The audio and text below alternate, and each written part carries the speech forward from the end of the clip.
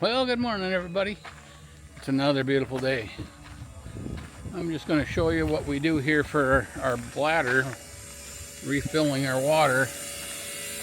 I've got a bladder, a 60-gallon bladder. You can hear the pump running. And that's our bladder there. It's just about empty now, but she holds 60 gallons. And I got a 12-volt pump right here. And it hooks up right there. Right here, my 12 volt. And I pump it in.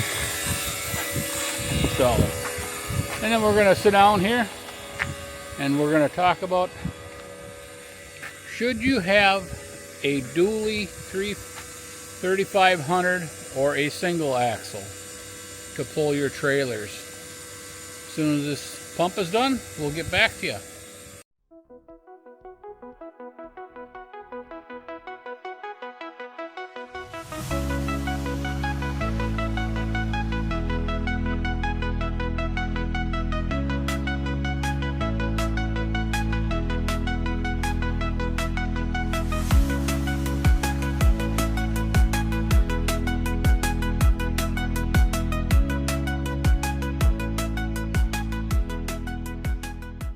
Well, I got my camera mounts mounted this morning right here. My camera just slips right in here. My camera, and I took a container. It's a container here that held, screwed to the wall and held something, and I cut it in half. That way it's got the camera can point straight that way, you know, rather than mounting on it this way and turning it. It didn't show much what I wanted it to show. So I took some of that alien tape, and this has got a sticker on it, and it just slides the camera in when you get to where you're going. And so our security is mounted. But yeah, that turned out okay.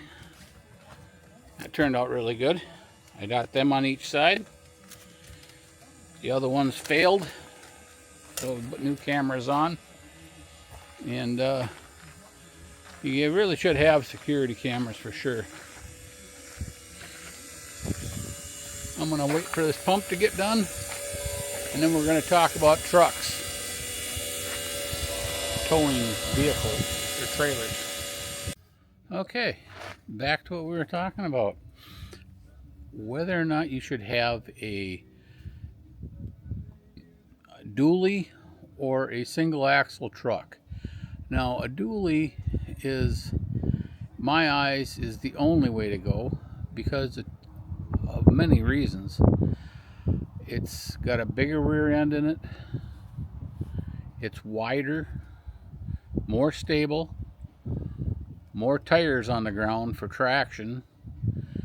You know, when you get that whip, if you're towing a tongue type, you get a whip, you won't notice it nearly as much on a dually. Same on a fifth wheel.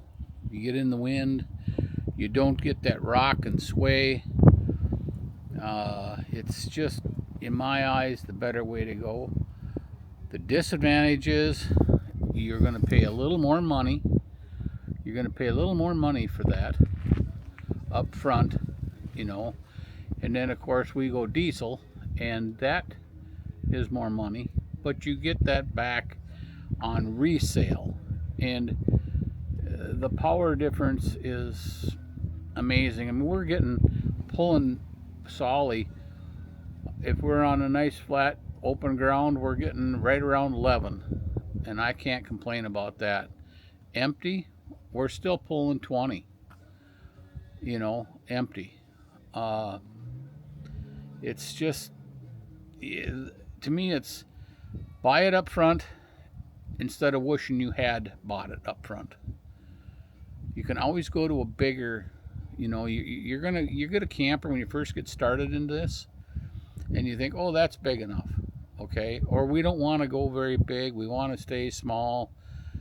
Da da da da da. I've heard this song and dance I don't know how long, and everybody we've talked to and know, at least not everybody, but a lot of them, within a few years, they take and upgrade to the next size bigger or bigger. And it's, to me, buy it up front, because you're not, you can always, then you can expand, and you've already got your truck. This BS about, oh, now I got to buy a bigger truck because I've got a bigger camper. It's stupid. It just, don't do it. Buy your truck up front and buy it big enough so, hey, in the future, if you want to get a 38-foot fifth wheel or whatever, you can pull it. You know, you buy a tongue type trailer, so you only buy a 25-footer. You know, your mileage difference isn't going to be any different. It's not really going to be a lot of difference. I've talked to people with gassers, and okay, now I got to switch because my wife wants more room for, you know, camping more full time, you know, or just in the winters more down south or whatever have you. You've already got your truck, you know. And wouldn't you rather have 4 tires in the back than 2? Think about it. You blow 1 tire, you're still on the road. You're still on the road. You know what I mean? You blow 1 back tire with a single, you're stuck. And usually if it's a fifth wheel, now you're trying to jack up the fifth wheel and the camper, so what you end up doing is probably disconnecting to get your truck jacked up to change tire. You know?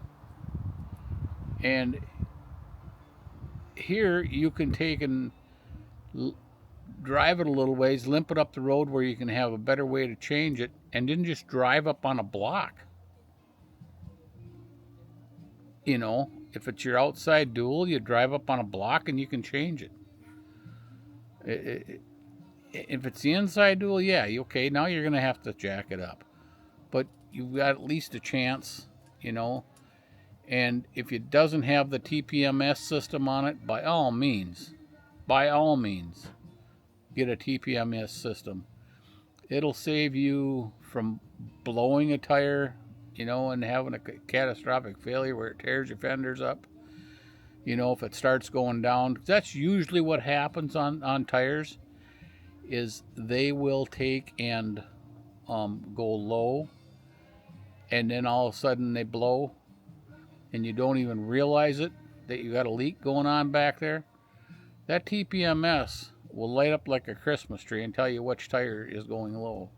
Before you blow a tire on your camper, let's say it's on the refrigerator slide. Well, now you're ripping your gas lines and your electrical lines. You rip all that up. Your electric brake wires. Blow your fenders off the trailer. You see these people going on the road with their fenders all blowed off and the sides wrinkled. They blew a tire. You know, I'm not saying you can't blow one. What I'm saying is it's reducing it, the risk. And same on your truck. If you take and blow a tire on your truck, you're going to do some fender damage. My buddy had a GMC, a Denali. He blew a rear tire. Wasn't even pulling a camper. He was just pulling a box trailer, you know, for gravel. And he blew that back tire. And it literally destroyed that back fender and bent his bumper. I mean, these things are like a bomb going off. And I asked him if he had a TPMS system. No, he didn't have it on. It has it on the truck, but he didn't arm it. You know, that tire could have been going low and blew, or, you know, maybe it just did blow. But back to the truck, you know, you'd get an 8-foot box so you can put an extra fuel tank in there maybe. And then taking, you know, and then you still got room for, say, a aluminum cargo box like I got. You know, I've got mine set up with an aluminum cargo box plus a fuel tank, and I still got room in my truck. You know, I'll open it up here so you can see it. Okay, so I got my truck, and I got, you know, probably 3 feet 2.5, 3 feet. Yeah, 2.5, 3 feet from here to the back of the fifth wheel. And I got room on the sides, you know. But up front, I carry my gas can. I carry my gas can there. And then my Weber grill goes right here, my little one. But see, I've got my aluminum box back here, you know. And then I got another 40-gallon fuel tank right here, or 38-gallon fuel tank, I guess is what it is. You know. And you still got room in here. Not a lot, you know, but stay with an 8-foot box. I mean, people want to go with the short boxes, that's fine and dandy, but man, I'm telling you what, you definitely run out of room fast. And then you're dealing with a slider hitch, all that stuff. And okay, these are a little longer. I'll give you that. They're a little longer to deal with, but it's well worth it in the run. It's well worth it. Your ride is better because it's longer. If you know anything about wheelbase, it's longer. It handles better, you know. And we don't have any issues. I mean, what is that short box? You know, it's saving you. Plus, you have all the room in the cab. In the cab back here to put stuff. If you want to put stuff in here like we do, I put something on the seat and I got a spare cooler there. I got my refrigerator down here. There's my fridge, you know, and I carry my electrical bag for installing electrical stuff, solar and whatnot, you know. Or you can fold the seat up and store it all. But it gives you more storage there. And it keeps, the huge thing is it keeps the weight out of the cargo bays. It keeps the weight out of them cargo bays. I mean, tongue weight is huge, guys. And if you can center it in the truck, in that toolbox, in the back seat, my toolbox has got a lot of my heavy stuff in it. It's got all my DeWalt stuff, all my wrenches, all my tools. It's got jacks. It's got a 20-ton jack in there. It's got my hydraulic crimpers for solar stuff. It's got all my, what else is in there? I mean, I got it loaded with stuff. All my wiring, all my big 4-aught cables that we use for solar. And my solar cables, I got a big pile of spools of them in there. The weight is in the truck, in the center of the truck. You know what I'm trying to say? I got a huge cargo bay. I could throw it in there. But then my tongue weight, I get my tongue weight. And now I got overweight on my tongue. And, doggone it, man, frame flax, braking stuff, you know? So it pays for itself to go with an 8-foot box with a cab, 4-door cab, because if you're full-time in it, kind of like what we're doing, you know, we come down south in the winter, and in the summer we run around up in the northern states or out west, you know, so you bring stuff. And I do a lot of solar work and stuff on the side, just, you know, for people, helping them out. And I'll tell you what, the dually carries the weight and takes and holds solidly right down the road. We've been on some real hellacious winds. We had 40-mile-an-hour side winds because we're trying to outrun a snowstorm, you know, and the trailer was pushing, going down the road sideways, and it took and built up so much cabin pressure in the coach.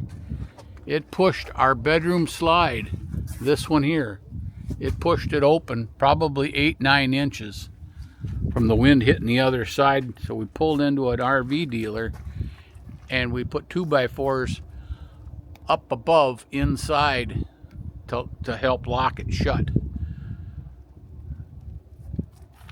And this old girl, she stayed right straight and narrow down the highway. We didn't have any problems with it. You know, you see a lot of people with the single axles waving and wiggling, and the old tail wiggle. It just buy it up front. I have a video on it. Spend the money up front so you're not spending it later, man. If you're not spending it later, you know, the price goes up on everything. Yeah, they're expensive, you know, I'll give you that. But if you buy one that's a year old with low mileage, you know, from a dealer or something, you're saving that depreciation. And you still basically got a new truck, because these things will go, you know, how many 100,000, you know?